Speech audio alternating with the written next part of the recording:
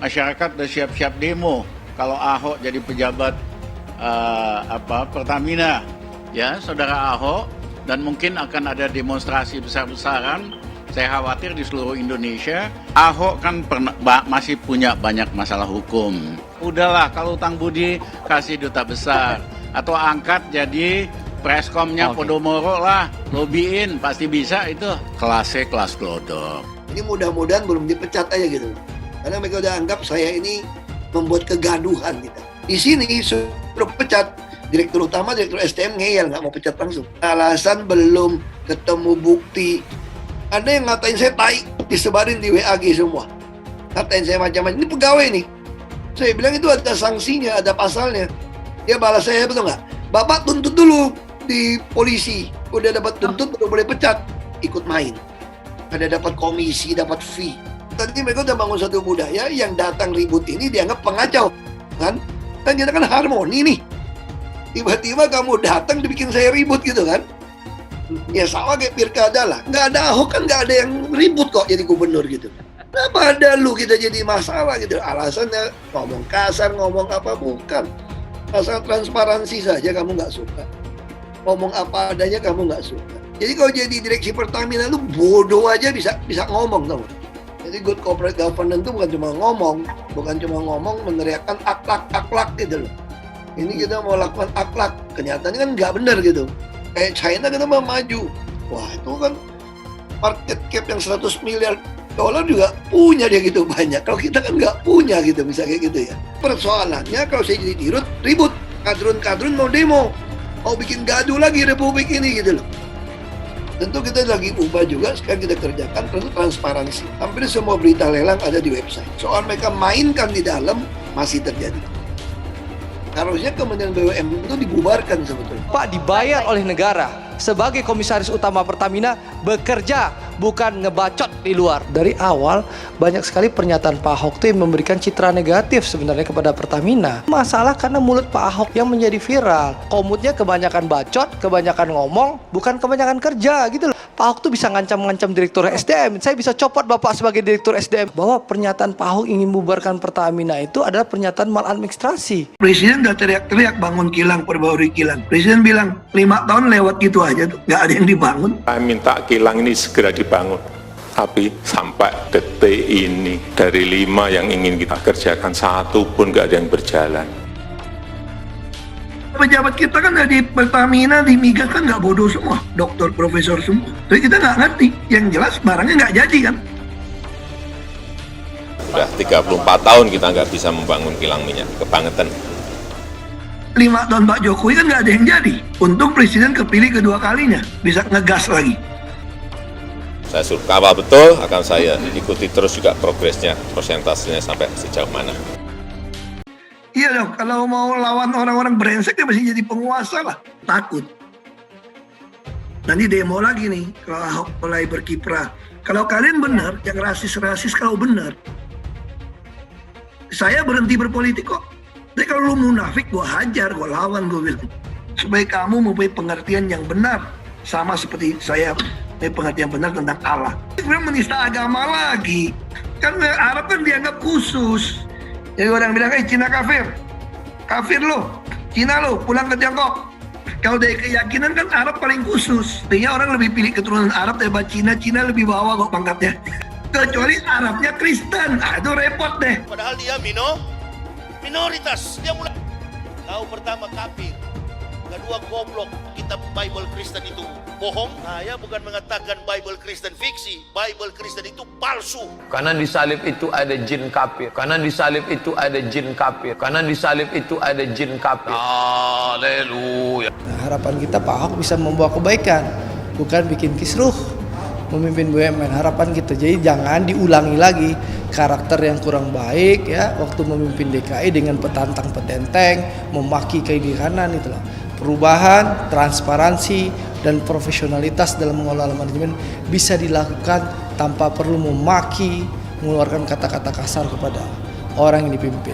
Sekali lagi, harapan kita jangan sampai ya, suasana politik sudah kondusif ya, situasi pembangunan juga on the track, semua bahu membahu bersatu membangun bangsa, jangan sampai ada gara-gara nilai setitik rusak susu sebelanga. Jadi harapan saya Pak Ahok belajar betul dari pengalaman memimpin DKI, jangan maki-maki orang, jangan petantang-petenteng waktu nanti menjadi pimpinan BUMN. Menurut saya Pak Ahok ini masih kontroversi. Sayang Pak Jokowi kalau mengajukan Pak Ahok, akan timbul banyak sekali respon yang itu nanti buruk terhadap modal sosial bangsa. Mestinya Pak Jokowi lebih bijak. Jokowi melakukan reshuffle yang ada permasalahan baru yang muncul, atau Pak Jokowi atau pemerintah mendapatkan beban baru karena calon menteri yang diangkat adalah figur yang bermasalah, yang akhirnya bukan menjadikan solusi tapi menjadi beban bagi masyarakat. Apalagi kita tahu selama yang bersangkutan di Pertamina menjadi komisaris, ya kinerja beliau biasa-biasa saja, tidak ada prestasi. Lalu tiba-tiba ada seorang pejabat ya angkat tangan dia ngomong begini, mohon maaf itu bukan urusannya Komut, ini langsung dengan Menteri BUMN. Begitu dia ngomong seperti itu, saya senyum aja. Saya coba bilang sama dirut yang lain, sekali lagi kalian lakukan seperti ini, saya akan mengajukan mundurkan diri atau pecat kalian. Hai teman-teman, saya mau memperlihatkan transaksi saya hari ini lakukan trading di eToro. Ini bukti transaksi saya untung 4.500 dolar US, itu sekitar 68 juta rupiah. Semua keuntungan bisa saya dapatkan dengan fasilitas copy trading di eToro. Kalau saya bisa, kalian juga bisa guys. Oke, itu yang mau saya tunjukkan. Like video ini sekarang juga dan gunakan link di kolom deskripsi, maka kalian berhak dapat bonus kalian. Promo ini ada masa waktunya, jadi jangan ketinggalan. Bukan cuma itu saja, transaksi tidak dikenakan fee, baik itu investasi saham, trading forex, komoditas, bitcoin, dan lainnya. Kalian bisa melakukan transaksi berapa kali pun atau unlimited trading. Dan tidak ada fee sama sekali. Jika transaksi di tempat lain sudah berapa fee-nya. Setelah nonton video ini, ayo bergabung dengan eToro hari ini, gratis dan tidak ada minimal deposit. Pastikan kalian menggunakan link di kolom deskripsi untuk mendapatkan welcome bonus. Kalian bisa menggunakan bonus $100.000 di akun virtual untuk latihan. Bukan cuma itu, kalian akan dapat kelas trading online gratis senilai 3 juta rupiah atau 2 juta dolar jika kalian deposit di bulan ini. Selamat menonton guys, enjoy! Semua, dengan saya Jonas Leong. Terima kasih banyak buat kalian penonton setia yang selalu menonton di channel ini. Saya secara personal sangat menghargai waktu kalian. Dan saya sudah menganggap kalian sebagai family karena kalian selalu support di channel ini. Bagi kalian yang selalu menuliskan opini kalian di kolom komen, saya baca komen kalian satu persatu. Saya baca komen kalian untuk mengetahui opini kalian, tanggapan kalian, dan masukan kalian sangat berguna untuk video selanjutnya. Terima kasih banyak buat kalian yang selalu menekan tombol like di awal video. Video seperti ini membutuhkan waktu dan juga research. Dan ini semua gratis untuk kalian. Jadi pastikan kalian menekan tombol like-nya, supaya saya mengetahui kalian menyukai konten yang saya bagikan. Buat kalian yang ingin mencoba bermain saham, silahkan tekan link di kolom deskripsi. Thank you. Komisaris di BUMN itu sebetulnya itu ibarat neraka lewat, surga belum masuk. Kenapa saya katakan seperti itu? Karena keputusan RUPS menentukan KPI semua itu di Kementerian BUMN. Harusnya Kementerian BUMN itu dibubarkan sebetulnya. Kita harus membangun semacam Temasek, semacam Indonesia Incorporation. Persoalannya presiden nggak bisa mengontrol manajemen BUMN. Kita nggak ada orang sebetulnya. Ini BUMN gitu besar, sudah beranak cucu cicit sampai cangga, aduh udah seenaknya di bawah itu. Bagi bonus seenaknya. Kita nggak bisa kontrol lagi nih, karena kita nggak punya orang. Nah, makanya sebenarnya kita harapkan masuk dengan di Pertamina ini, kita bisa mendapatkan sumber daya manusia gitu. Karena dia relatif lebih baik, lebih pintar semua, perusahaan luar negeri, dia baru bisa dipindahkan ke BUMN yang lain. Nah, bedanya apa dengan waktu jadi DPRD beda. Ini mirip-mirip DPRD sama DPR RI. Kalau jadi waktu bupati dengan gubernur, seluruh BUMD saya yang menentukan komisaris dan direksinya sendiri tanpa DPRD. Saya bisa ganti orang suka-suka saya. Tentu saya ganti yang profesional. Nah, di sekarang nggak bisa saya. Semua menteri. Dia ganti direktur pun bisa tanpa kasih tahu saya. Saya sempat marah-marah juga. Jadi direksi-direksi semua mainnya yang penting lobbynya ke menteri. Karena yang menentukan menteri. Dan menurut saya, komisaris pun rata-rata kan titipan dari kementerian-kementerian. Dengan mendapatkan tamtim 45%, Siapa yang mau bunyi-bunyi kenceng sebetulnya?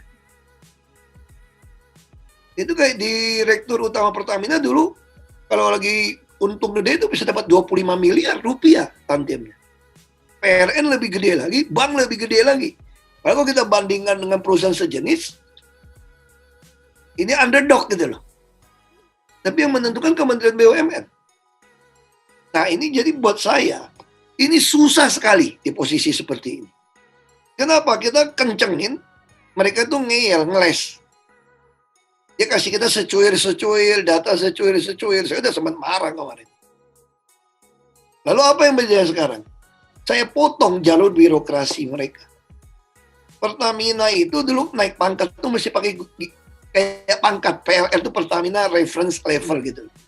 Jadi orang mesti kerja sampai SVP itu bisa 20-an tahun ke atas.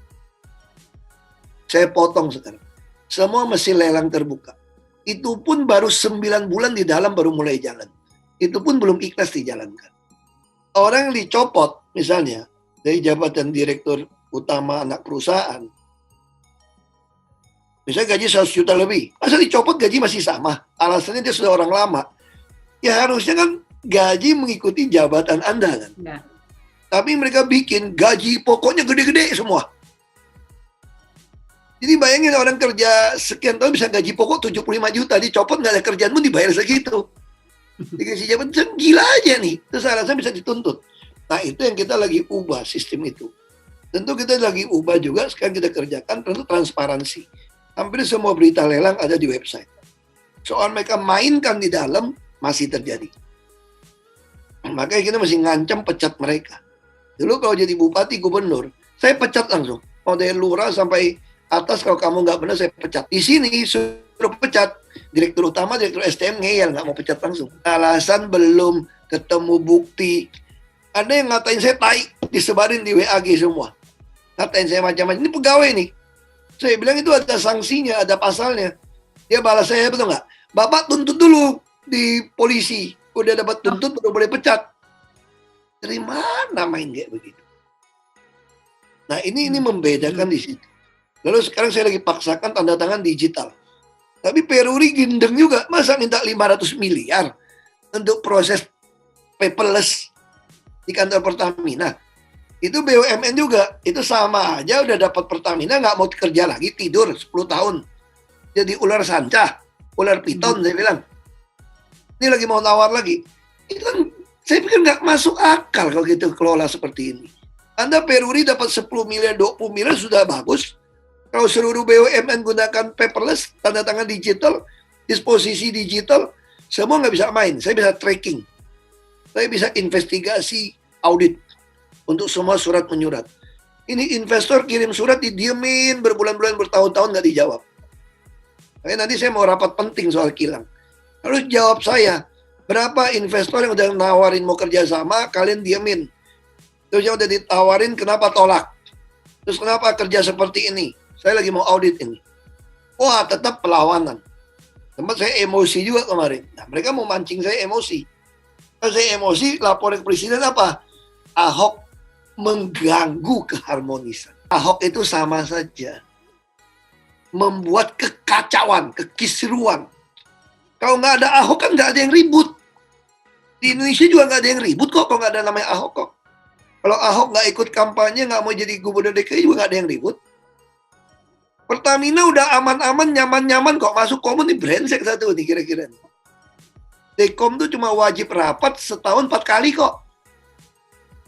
Tapi kalau 4 kali, saya ngulang 4 kali komut baru. Perkenalan komut baru. Ya kita tiap minggu rapat. Wajib 1 minggu sekali. Tapi bisa 3-4 rapat per minggu.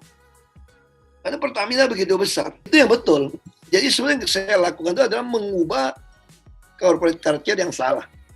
Termasuk di Pemda dulu. Semua ini bicara budayanya. Mereka udah menganggap sudah begini dan udah benar.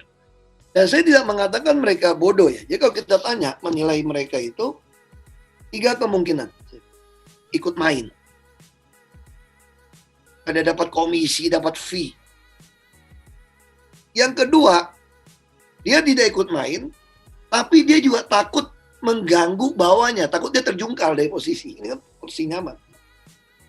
Kan tadi mereka udah bangun satu budaya yang datang ribut ini dianggap pengacau, kan? Kan kita kan harmoni nih. Tiba-tiba kamu datang dibikin saya ribut gitu kan?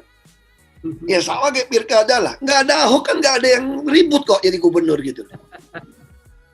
Kenapa ada lu kita jadi masalah gitu? Alasannya ngomong kasar, ngomong apa, bukan.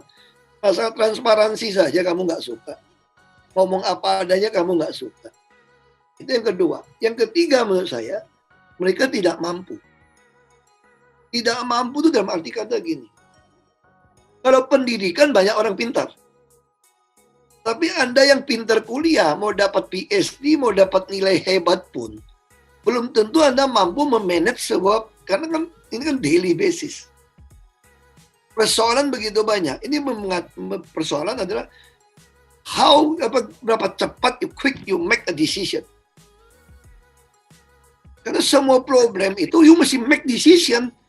Anda nggak bisa ngulur waktu karena time is money. Nah, banyak orang nggak mampu membuat decision. Bisa takut atau memang kapasitasnya memang belum mampu untuk megang begitu besar punya persoalan. Pertamina ini semua punya, karena kita bayar konsultan 1,5 triliun 1 tahun. Ini saya potong-potong ini. Jadi kalau jadi direksi Pertamina itu bodoh aja bisa ngomong, tau nggak? Karena konsultan yang bikinin semua. One Village, One SPBU, mana pernah dikerjain? Alasannya duit, minjem duit lagi, minjem duit. Sekarang udah ngutang 16 miliar dolar. Tiap kali otaknya minjem duit aja nih, saya udah kesel ini. Minjam duit terus mau akuisisi terus lagi. Saya bilang, gimana cara ngatasi itu? Kita ingin tiap desa itu punya peta shop. Karena kita berbicara logistik supply chain ke depan. Kalau kita berbicara tentang electric vehicle, tentu ini urusan BUMN ya. Kita akan join dengan MinID, dengan PLN. Ini bicara jaringan gitu. Kalau Anda bisa motor semua bisa tukar-tukar aki, kita bisa produksi, kita bisa punya supply chain yang baik. Tapi bukanya kan biaya. Makanya saya menggandeng Mendagri. Karena saya pernah di DPR RI kan. Saya tahu tiap desa itu dapat duit. Bingung pakai duitnya. Saya bilang sama orang desa, lebih baik Anda buka peta shop. Saya jadiin kamu agen minyak dan agen gas. Termasuk kamu bisa punya jaringan untuk produk-produk sembako dan lain-lain nanti. Untuk membantu rakyat mendapatkan barang dengan baik. Dan saya juga lagi nekan sekarang, tapi memang lambat ini direksi ini. Saya udah nggak sabar. Di Amerika Anda punya 911 kan? Indonesia tuh nggak punya. Kami bisa menyediakan 135, tahu nggak sebetulnya? Kita kerjasama dengan Telkom, tinggal tambah seat. Saya pengen seluruh rakyat Indonesia. Anda butuh apa aja, Anda telepon 135. Nanti saya akan Pertamina ngatur. Kirimkan menjadi dashboard kepada pemerintah daerah yang ada. Dan rakyat akan melihat peta shop itu sebagai tempat berkumpul. Tempat komunitas. Pasangin dengan wifi yang baik, itu dia bisa tempat belajar. Tempat perekrutan orang yang baik juga sebetulnya. Jadi yang penting logistik supply chain harus kita lakukan. Tentu orang akan meninggalkan fosil. Indonesia nggak secepat itu. Nah kita berharap Pertamina seperti apa? Tapi Pertamina nggak mungkin go public. Makanya kita bagi ke subholding. Kita kalau berbicara market cap 100 miliar dolar. Kalau Anda tidak pernah IPO, bagaimana tahu market cap Anda gitu. Dan itu kan jadi profesional. Jadi Pertamina, anak perusahaan cucu perusahaan, nggak perlu menguasai mayoritas. Yang penting punya hak suara. Ini baru akan jadi profesional. Kita mau jadi konglomerat. Cita-cita saya itu, Pertamina adalah satu contoh model untuk seluruh SOE yang ada. Jadi kita harus masuk seperti itu. Dan Kementerian BUMN harus dibubarkan sebelum Pak Jokowi turun sebetulnya. Kita sudah ada semacam Indonesia Incorporation, macam Temasek. Yaitu dalam konsep pemikiran yang kita bawa. Ini mudah-mudahan belum dipecat aja gitu loh. Karena mereka udah anggap saya ini membuat kegaduhan di dalam. Jadi untuk sekarang ini, apa usaha Bapak untuk meningkatkan ekspor minyak? Kita bagaimana bisa ekspor minyak? Orang kita itu net importer kok. Makanya saya katakan, ini juga lucu. Mereka ngotot mau beli ladang minyak di luar negeri. Anda beli minyak di luar negeri itu mahal, cuma dapat dividen. Kalau Anda cuma ambil 10-20% dapat dividen, katakanlah 5%, 4%, 5%. How come you ngutang bond 5%? Bagaimana Anda minta pinjaman uang 5%, lalu beli sesuatu ngarapin dividen 5%? Kalau dibagi dividen, kenapa tidak berpikir untuk eksplorasi? Kita masih punya 12 cekungan.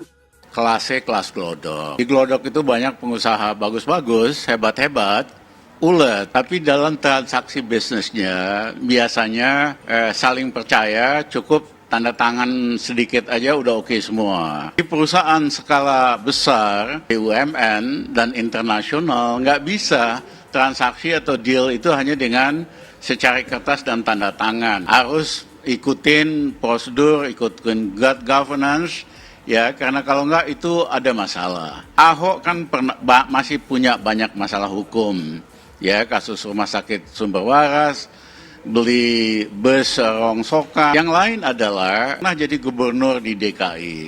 Di bawahnya itu ada 30 BUMN daerah, ya. Waktu dia masuk dia bikin heboh, dia jelek-jelekin BUMD sebagai kacau.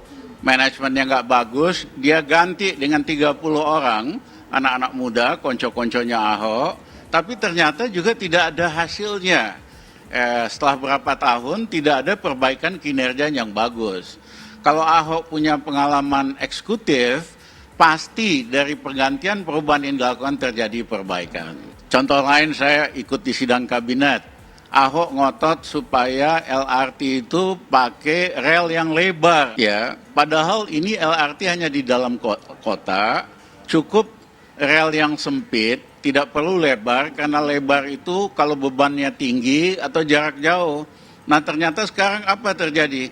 LRT punya banyak masalah karena untuk nikung perlu yang lebar, yang sempit. Ini semua masalah-masalah menunjukin bahwa yang namanya Ahok cuman dramanya aja yang gede, tapi kemampuan korporasinya itu betul-betul mengecewakan. Sayang kalau Pertamina dijadikan percobaan yang tidak perlu. Pendukung Ahok banyak, Ahoker yang militan, yang doyan dia maki-maki pejabat DKI, banyak pejabat DKI yang juga kacau dan brengsek, ya. Tetapi apa perbaikan kinerja yang signifikan?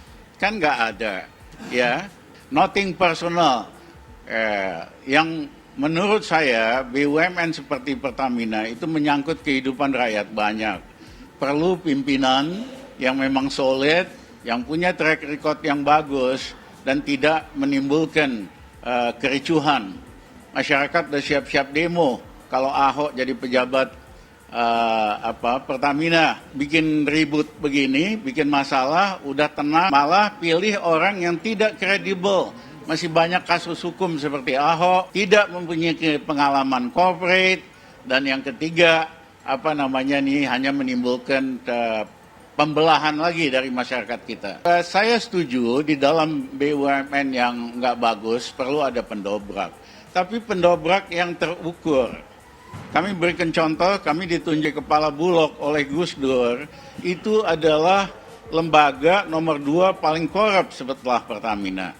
Kami lakukan shock terapi, 30 pejabat Bulog yang kacau-kacau, kami kasih mundur, kasih sangon ekstra, yang benar-benar kacau kami ajukan ke pengadilan, tapi sehabis itu sistemnya kita benahi.